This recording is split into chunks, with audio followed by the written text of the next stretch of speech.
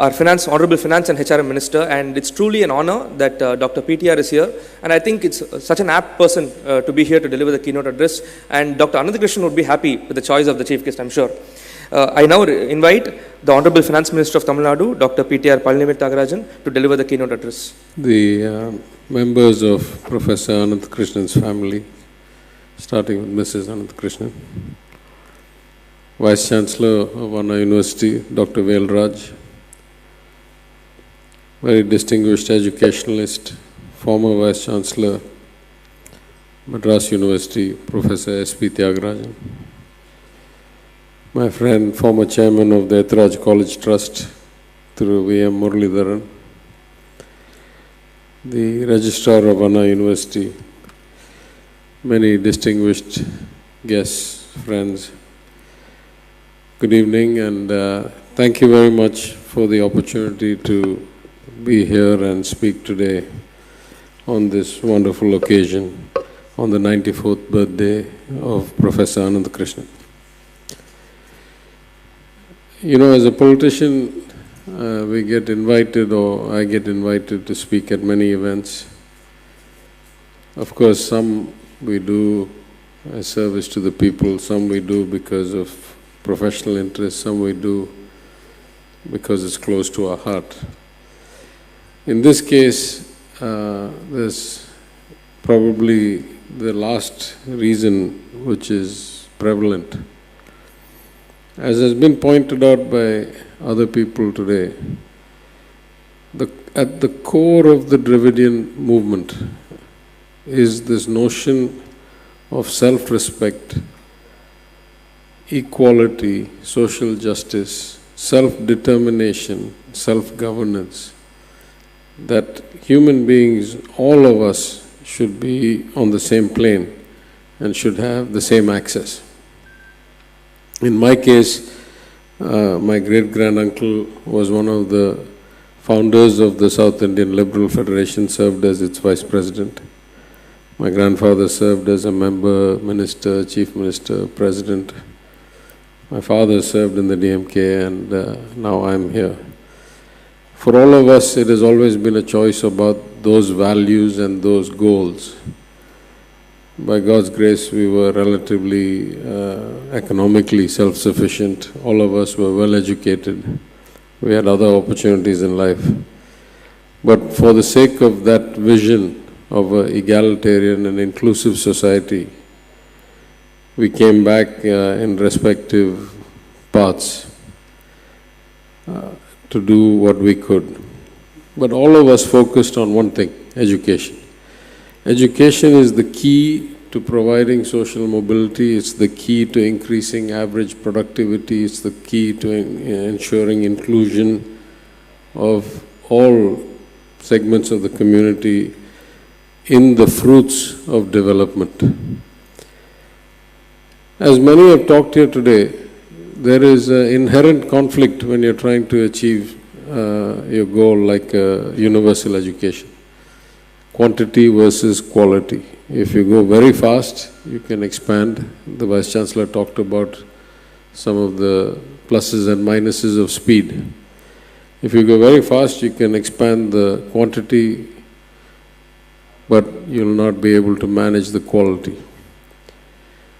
In the case of Tamil Nadu, for good or bad, we are at a situation where quantitatively we are, as somebody pointed out today, twice the national average in terms of gross enrollment in higher education, more than most developed countries, advanced countries. And I think the number 2 state may be in the 30s, maybe like 15 points behind us. So at some level we have succeeded greatly in quantity.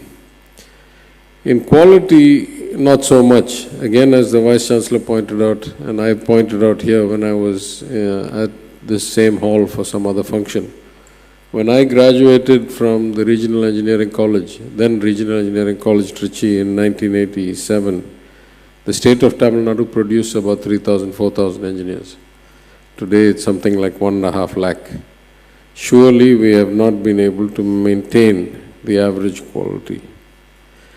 But at some level we are always trying to find the balance, as again Mr. Muralidharan mentioned, the CM has taken it as his pet project to focus on non-mudalvan, to bring a professionalism, a work ethic, kind of persistence into the approach to working and the approach to productivity. Then, of course, the state doing its own part in terms of better data collection, better career guidance, better advice, not just to the students, but to their parents also, because we have scaled up education so fast that something like 70% of all college entering students are first-generation students, meaning their parents didn't go to college. So there's nobody to advise them. What should you do? What are the career options? How will you progress, etc. We understood those things. We've been talking about them, at least to my knowledge, for 5 years. As an opposition member, I brought it up in my maiden speech in the Assembly in 2016. Now the CM has greatly focused on that and taken it as his pet project. We'll do something there. But the great thing about the professor's work, as again many people mentioned here, was that he touched both aspects of it. He was the one who helped with ensuring access and social justice through a single window, through the elimination of the entrance exam. Entrance exams that crystallize and perpetuate inequity between well-off and not so well-off people. So documented, proved, and sustained court challenges and other, kind of barriers or crossed other barriers and implemented successfully the removal of entrance exams. On the other hand, at institutions like Anna University, at institutions like IIT Kanpur, ensured that the highest quality was maintained, and we produced, engineers of brilliance, among other things. We always have this question, how do you evaluate an institution? And there's no easy answer, but my rule of thumb now, after my experiences in life, if you're talking about an institution that is perceived as an elite institution, like Anna University or a special school or IIT, then the benchmark is, what is the lowest scoring or least employable person coming out of it? What do they do? That tells you whether the institution is really being inclusive, accessible to all, and serving its purpose, because most governments invest heavily in such institutions of excellence. If, on the other hand, you're looking at a government school, let's say, in a poor neighborhood, then to me the benchmark is, what is the best case outcome? Was there at least one student here who was able to make a huge career, be an entrepreneur, end up in the IAS, etc.? It means that there is enough in the system that at least the right talent can be encouraged and brought out and progressed. Of course, as a state, we are worried about the weighted average outcome. That's what the people elect us to do. We are not just worried about elite institutions, not just about corporation schools in poor districts, though those are, overweight in our attention. But we want the total output. And I think it's a truism that most people forget, that at least as far as finances are concerned, two things are 100% true. As a government, you get the revenues that you design the systems and processes and checks and balances and discipline for. If you don't do those things right, of course your finances fail, like we saw in the last 7 or 8 years. It's not rocket science. And in reverse, you get out the kind of money you invest in. Yesterday I was in a seminar that I had asked to be run on the government of Tamil Nadu's policy about leasing its own land. We see huge discrepancies. We see thousands of acres leased at almost zero cost to big corporations. We see small plots of land leased at high rates. So I refused to sign any file extending any lease or renewing any lease for the last year till we come up with a comprehensive policy, as I announced in the budget. So we had a seminar to do that. And in that seminar, it became very clear that we didn't have a consistent kind of approach on what is it that the state considers subsidizable. What is it that we consider is such a great social good that we should kind of not charge for a huge piece of commercially viable property? And what is it that we want to raise the revenues and give it to the people or use it to fund corporation schools in poor neighborhoods? So if we don't think about these things, you'll not get the right answer. In fact, one of my fellow speakers or guests at the event yesterday was a sitting judge of the Madras High Court. And I pointed out that as a percentage of our GDP or of our budget, we invest very little into the judicial system, and we pay the consequence for that every day. We don't have an efficient dispute resolution mechanism, which is a building block for growth. And therefore, we see cases linger for 10 years, 20 years. We have all these backlogs. And when you go to the High Court, it's like watching kind of rapid dating. One High Court judge will hear like 20 cases in the course of 5 minutes or 15 minutes. So it has become a broken down system from a lack of resources. And then right after me, the Honorable Judge spoke, and he cited some statistics about how many judges are there, what is the caseload per judge, and how we cannot expect anything better. So there are some profound issues as a society we need to look into. I don't want to get too far into portfolios beyond my domain, so I won't talk a lot about what we need to do in education or higher education.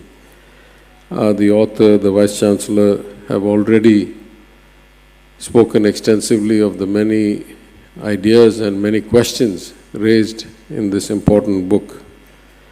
I will say that it definitely enlightens the debate, and as the Chief Minister yesterday said, and I'll add today, we are at the place where we can use a lot of these inputs when we work through what is much needed reform and improvement in our educational system. I will just say that since this is the birthday of the professor, it is not just about the book, but it's also an opportunity to pay respects and to celebrate his life. I am very grateful, therefore, that I had the privilege of attending both the release function yesterday and to come here and speak for a few minutes and record my respect and regards. I only met him personally a few times, mostly because I lived overseas for 30 years. But every time I met him, I was always impressed both by his demeanor and his erudition. And I think the range of experience and service and education that he had came through in the way he handled things. So on that note, let me thank the organizers once again for arranging this event. I'm sure this book will make a major contribution to the debate, I said, not just to the government of Tamil Nadu, but other governments. I therefore compliment and congratulate Mr. Nedanjalyan for all of his work. I thank all of you for coming here, especially the professor's family for giving us all this opportunity. And I will take my leave. Nandri, Vanakkam.